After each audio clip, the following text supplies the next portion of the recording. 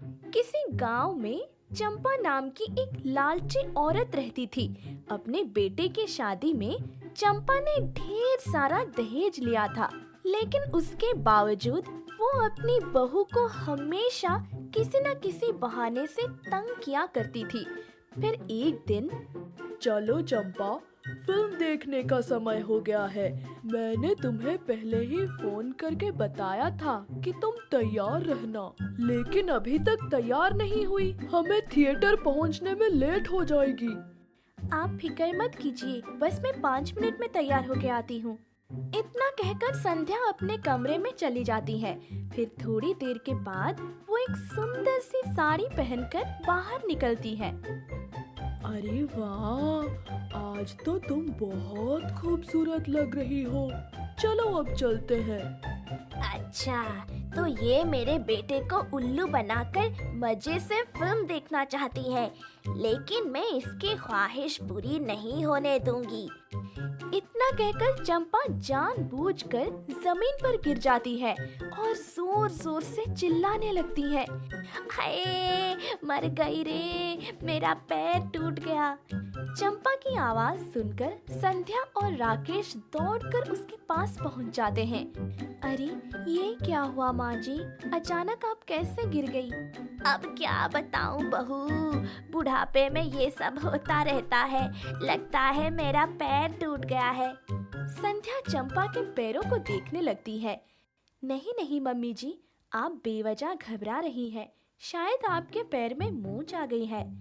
अगर ऐसी बात है तो तू मेरे पैरों की अच्छी तरह मालिश कर दे, ताकि मुझे आराम मिल जाए। लेकिन माँ, इस वक्त तो हम दोनों फिल्म देखने जा रहे हैं। अरे चुप कर नालायक, अपनी माँ से ज्यादा तुझे फिल्म की पड़ी है। अब तुम दोनों कहीं नहीं जाओगे। जा बहू, गरम तेल लेकर आ और मेरे पैरों की अच्छी तरह मालिश कर। इस तरह चाल चलकर चंपा अपनी बहू को फिल्म देखने नहीं जाने देती। दूसरी तरफ बेचारी संध्या रात भर चंपा के पैरों की मालिश करती है। इस तरह चंपा संध्या को परेशान करने का कोई मौका नहीं छोड़ती है। फिर एक दिन संध्या से मिलने उसकी कुछ सहेलियां आती हैं। वो सभी किसी शादी में जा रही थी। चल संध्या, जल्दी कर, वरना हम सभी शादी में देर से पहुंचेंगे। फिर संध्या तैयार होकर अपनी सहेलियों के पास पहुंच जाती है। वो सभी जाने की तैयारी कर ही रही थी कि तभी अचानक चंपा गोबर से भरी एक बाल्टी वहां लाती है और अनजान बनती हुई खिड़की से सारा गोबर बाहर फेंक देती है। वो गोबर संध्या के ऊपर जा गिरता है। अरे, ये क्या हो गया? अचानक मेरे ऊपर इतना सारा गोबर किसने फेंक दिया? तभी खिड़की से चंपा कहती है, माफ करना बहू, मुझे पता नहीं था कि तू अपनी सहेलियों के साथ वहाँ खड़ी है। अरे आंटी जी, ये आपने क्या कर दिया? अब तो संध्या की साड़ी पूरी तरह खराब हो गई है। ऊपर से इसे नहाना पड़ेगा। इस सब में बहुत समय बर्बाद हो जाएगा। मेरी वजह से तुम्हें दुखी होने की जरूरत नहीं है। तुम सब शादी में चली जाओ, मैं शादी में नहीं जाऊंगी। उसके बाद संध्या उदास होकर घर के अंदर चली जाती है। संध्या का उतरा हुआ चेहरा देख चंपा को बहुत खुशी होती है। फिर कुछ समय बाद राकेश की कंपनी उसका तबादला एक बड़े शहर में कर देती है। मेरे बेटे का तबादला दूसरे शहर में हो गया है। अब तो वो संध्या की बच्ची को भी अपने साथ ले जाएगा। नहीं नहीं, मैं ऐसा नहीं होने दूंगी। उसके बाद चंपा राकेश से साफ तौर पर कह देती है कि उसे अकेले ही जाना पड़ेगा। संध्या घर पर उसकी सेवा करेगी। बेचारा राकेश इस बात से बहुत दुखी होता है और मन मारकर दूसरे शहर चला जाता है। अपनी सास की चालबाजी देखकर संध्या को बहुत गुस्सा आता है। फिर एक दिन संध्या की एक सहेली उसे एक बढ़िया उपाय बताती है। क्यों रे बुढ़िया, तूने अभी तक मेरे लिए खाना क्यों नहीं बनाया? मुझे बहुत भूख लग रही है और तू यहाँ मजे से टीवी देख रहा है। जल्दी मेरे लिए खाना बना। क्यों रे संध्या, लगता है तुझे बहुत चर्बी चढ़ गई है। ठहर जा, अभी तेरी चर्बी उतारती हूँ। लेकिन तभी संध्या डंडे से चंपा की पिटाई करने लगती है। हे भगवान, मर गई रे, कोई बचाओ मुझे। अचानक मेरी बहू के शरीर में कौन सी चुड़ैल आ गई, अरे कोई मदद करो।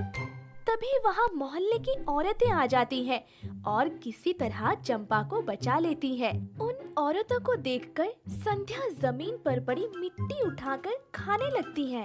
अरे वाह, ये तो बहुत स्वादिष्ट खाना है, अब मैं इसे खाकर अपना पेट भर लूंगी। संध्या की इस हरकत पर सभी औरतें हैरान हो जाती हैं।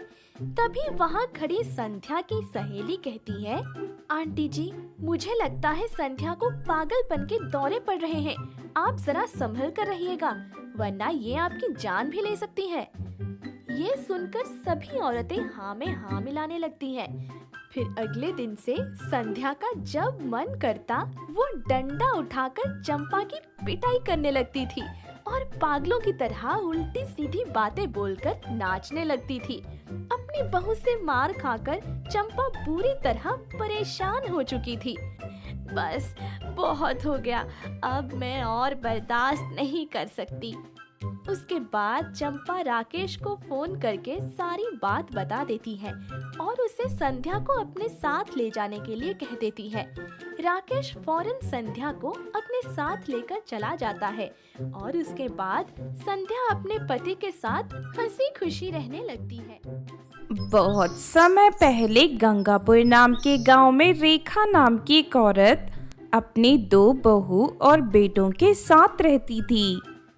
रेखा की बड़ी बहू काजल बहुत ही खूबसूरत और गुणी थी, जबकि उसकी छोटी बहू निकिता का रंग बहुत ही सांवला था। साथ ही उसके नैन नक्श भी ठीक नहीं थे। इन सब के बावजूद निकिता अपने आप को किसी हीरोइन से कम नहीं समझती थी। निकिता अपना ज्यादातर समय सजने संवरने और ढेर सारा मेकअप करने में बिताया करती थी। साथ ही निकिता जबरदस्ती दूसरी औरतों के सामने अपनी खूबसूरती की तारीफ किया करती थी। निकिता के इस बेकार के दिखावे के चलते रेखा को उससे बहुत चिढ़ होती थी। निकिता, तुझे जरा भी अक्ल है कि नहीं? जब देखो सारा दिन आईने में खड़ी होकर अपने आप को निहारती रहती है। अरे जरा घर के काम भी कर लिया कर। बेचारी काजल दिन भर घर के काम में व्यस्त रहती है, उससे देखकर तुझे जरा भी तरस नहीं आता है क्या? क्या मम्मी जी, आप तो हमेशा बेवजह मुझे डांटती रहती हो, मैंने ऐसा क्या कर दिया? देख, तू इस घर की बहू है, घर के लोगों के प्रति तेरी कुछ जिम्मेदारियां बनती है, लेकिन तू तो सारा दिन अपने मुंह पर पाउडर पोतकर गांव की औरतों के साथ गप्पे लड़ाती है। मैं तुझे आखिरी बार समझा रही हूँ, अगर तूने जल्दी अपनी आदत ठीक नहीं की तो मैं हमेशा के लिए तुझे तेरे मायके भेज दूंगी। तुझ जैसी नालायक बहू की मुझे कोई जरूरत नहीं है। इतना कहकर रेखा वहां से चली जाती है। दूसरी तरफ रेखा के पड़ोस में रहने वाली अंजलि नाम की औरत ये सब सुन रही थी। मौका पाकर वो फौरन निकिता के पास पहुंचकर उसे भड़काने लगती है। निकिता, तुझे देखकर तो मुझे बहुत बुरा लगता है। तेरी सास और तेरी जेठानी दोनों आपस में मिलकर तेरे खिलाफ षड्यंत्र रचते हैं। कल ही मैं उन दोनों की बातें सुन रही थी। तेरी सास तेरी जेठानी काजल के लिए 10 तोले का हार खरीद कर लाने वाली है। अरे ये क्या, मुझे तो इस बारे में कुछ भी नहीं पता था। तू बड़ी भोली है निकिता, इसीलिए दोनों साथ में मिलकर हमेशा तुझे बेवकूफ बना देते हैं। अभी भी वक्त है, कमर कस ले, वरना एक दिन इस पूरे घर पर काजल का कब्जा हो जाएगा और तेरी हैसियत इस घर में एक मामूली नौकरानी की रह जाएगी। इस तरह निकिता के मन में उसकी सास और जेठानी के खिलाफ जहर भरकर अंजलि वहां से चली जाती है।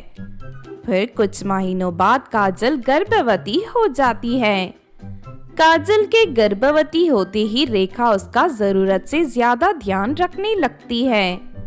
दूसरी तरफ वो निकिता को डांट डपाट कर उससे घर के काम भी करवाने लगती है। उधर हमेशा गांव की दूसरी औरतें निकिता के सामने काजल की सुंदरता के चर्चे करके उसे जलाया करती थी। निकिता को ये बात बिल्कुल बर्दाश्त नहीं होती। फिर एक दिन वो अंजलि के घर पर जाकर अपना दुखड़ा रोने लगती है। अंजलि जैसी बुरी औरतें ऐसे ही मौके की तलाश में रहती हैं। वो फौरन निकिता को सलाह देती है कि वो काजल को जहरीली दवा खिलाकर उसके होने वाले बच्चे को मार दे। बेवकूफ निकिता उस दुष्ट अंजलि की बात फौरन मान लेती है। फिर अगले दिन अंजलि निकिता को लेकर एक तांत्रिक के पास पहुंच जाती है। दोनों मिलकर तांत्रिक को बताते हैं कि वो दोनों काजल और उसके बच्चे को जान से मारना चाहती हैं। तांत्रिक बहुत ही अच्छा इंसान था। उन दोनों के गलत इरादे सुनकर तांत्रिक को बहुत गुस्सा आता है और वो उन्हें सबक सिखाने का फैसला करता है। तांत्रिक उसी वक्त मंत्र पढ़कर एक भूतिया तोते को प्रकट कर देता है। तुम दोनों दुष्ट औरतें मेरे हाथों एक निर्दोष लड़की और उसके बच्चे की हत्या करवाना चाहती हो। अब मैं तुम दोनों को तुम्हारे इस बुरे सोच की सजा दूंगा ताकि तुम दोनों जीवन में कभी इस तरह की हरकत ना कर सको। उसके बाद तांत्रिक अपने भूतिया तोते को उन दोनों पर छोड़ देता है।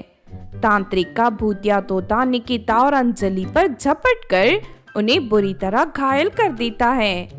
अरे तांत्रिक जी, मुझे तोते से बचाइए, मैं तो इस औरत की बातों में आ गई थी, वरना आज तक मैंने जीवन में कभी किसी का बुरा नहीं किया। इतना कहकर निकिता तांत्रिक के पैरों पर गिर जाती है। दूसरी तरफ अंजलि भी अपने आप को बचाने के लिए रोते हुए तांत्रिक से माफी मांगने लगती है। फिर तांत्रिक एक आखिरी चेतावनी देकर उन दोनों को माफ कर देता है। उस दिन के बाद से निकिता का स्वभाव पूरी तरह बदल जाता है। वो अंजलि से मिलना जुलना पूरी तरह बंद कर देती है। साथ ही निकिता अपनी सास और जेठानी काजल के साथ अच्छा व्यवहार करती हुई उनके साथ हंसी खुशी रहने लगती है।